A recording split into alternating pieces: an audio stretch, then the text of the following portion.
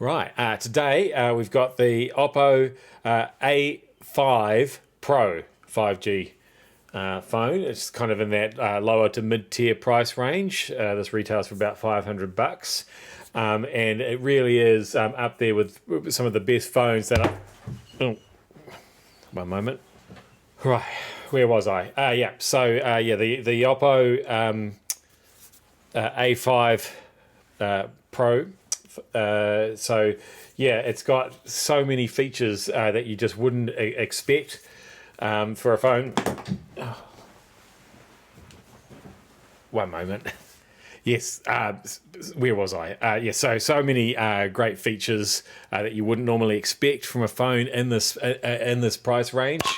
Oh, oh, that's annoying. I seem to have dropped it in this massive jug of water. Note to self: don't bring a massive jug of water when I'm doing my gadget reviews. Let's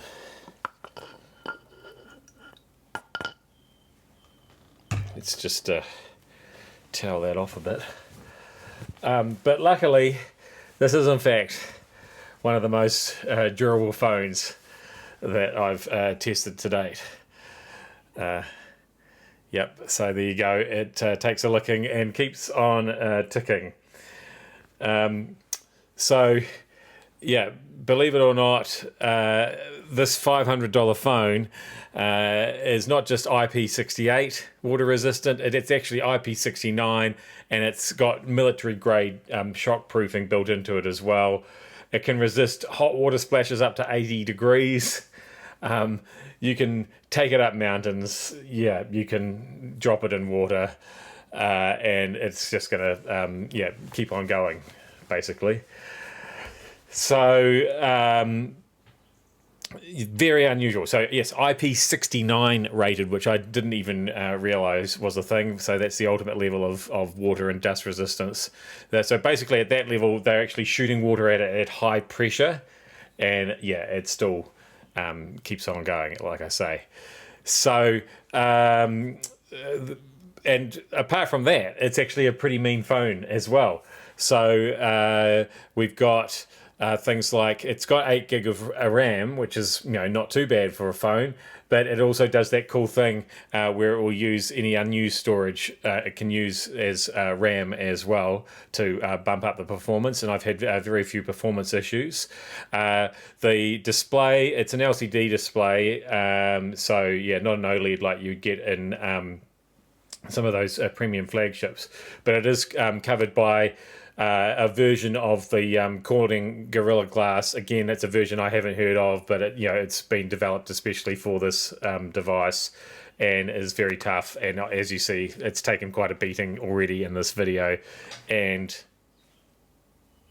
yeah, I can't see any damage on here yet, and yeah, I haven't been being particularly nice to this phone at all. It has the refresh rate. It comes with a variable refresh rate up to 120 hertz by default. I found I had to actually just set it to 120 hertz to get a really nice smooth response when I'm scrolling and that sort of thing. But once I did that, it was fine. And I know what you're thinking, oh, well, didn't that affect the battery life? Well, who cares? Because it's a 5,800 mAh battery, which, if you don't know what that means, it's bigger than most, and it definitely, it lasts a couple of days easy, the battery in this phone.